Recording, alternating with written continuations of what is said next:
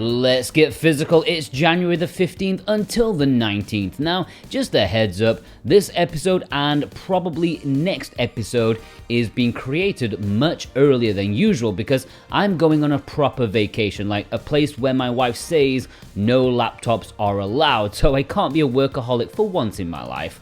However, depending on announcements, maybe this video and next week's video won't be 100% complete, but I'll be sure to mention any games that I've missed when I'm actually back. So yeah, hopefully most of the info is correct. Let's jump in.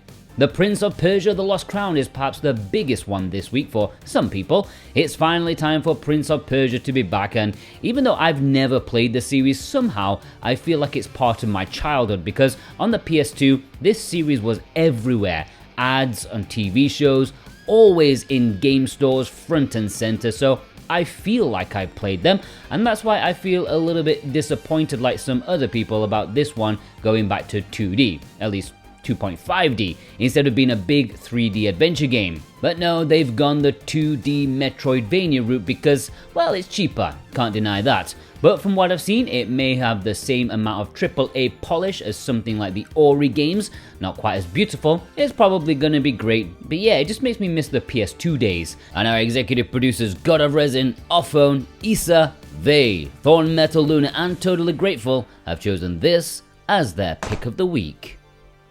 And if you want this or any of the retail releases in this episode, then please consider using the links in the description. You can purchase from Video Games Plus. That is a great way to support us because they have good prices in cheap Canadian money. They have cheap shipping, especially to the US, and even free shipping worldwide if you purchase things over 80 Canadian bucks, which is 60 American dollars. They have lots of great stuff over there, and they are my preferred way to pick up retail releases. Plus, if you purchase something via our link, then each week you will be in with the chance of winning a $10 discount coupon. And this week's winner is, I don't know because I'm making this video way too early, but I will mention the person in a few weeks' time. So congratulations, mystery person.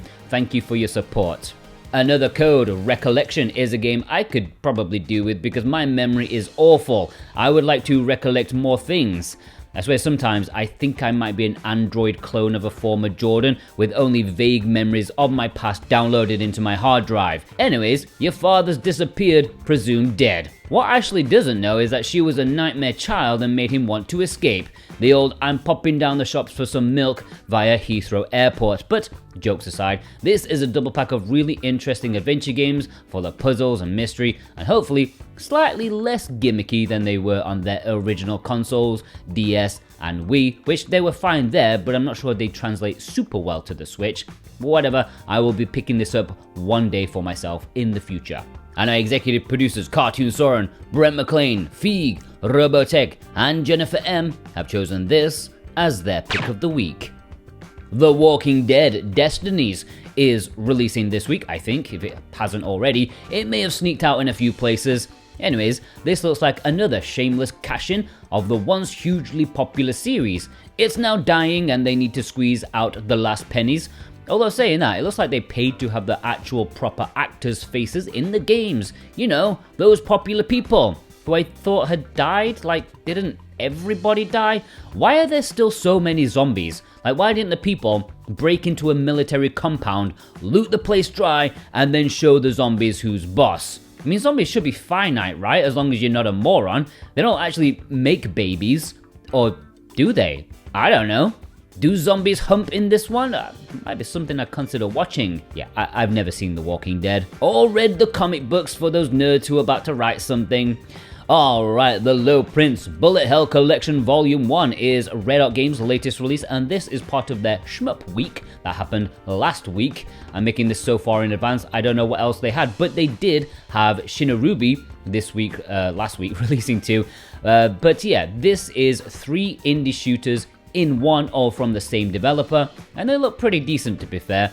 A bit more low-key 8-bit stuff, but I've grown a bit fond of that style after having my eyeballs bleed from Shinorubi. If you saw my video on Physical Paradise, yeah, I could do with something a little bit more low-key. Anyways, here you get the standard edition or the deluxe edition, which is exclusive to their website, redheartgames.com, with exclusive cover sheets, as well as one of 3 keychains chosen at random. You can get 10% off of that with the code SWATCH10. It should be fixed by now. Or if you're in North America and you just want the standard edition, you can also get that from VGP with the links below. Jets & Guns Complete Collection is also from Red Arc Games. In fact, just as I started to finish up this video, I got the heads up about it. Yeah, this is a double pack of shooters, Jets & Guns 1 and 2. Two really crazy side-scrolling shooters. I'm really liking the look of the second game. I mean, they both look pretty good, but the first game you can almost see the lines where they photoshopped the white backgrounds out of the JPEGs. But maybe that's on purpose, and I suppose it is quite charming. In fact, I take back what I said, it's awesome. But the sequel is more visually refined, almost like a pre-rendered look to it, which I fully approve of. I am over pixel art, give me pre-rendered stuff all day long. Anyways, you can pre-order this right now in a standard edition from their web store, but there are 2 limited deluxe editions that you can have a gander of as well. Cosmic Fantasy Collection is finally getting put up for pre-order at Limited Run Games. This has been like more than a year since it was hinted at, and these are 2 RPGs, like TurboGrafx CD games, with heavy use of animated cutscenes, like the company was known for. Quite ahead of its time. The first game was never translated to English until now, and the second game has had a retranslation since the original was done by Working Design and probably can't be found to license their old translation. Or maybe they just didn't want to pay for it. Who knows, maybe AI translation is cheaper.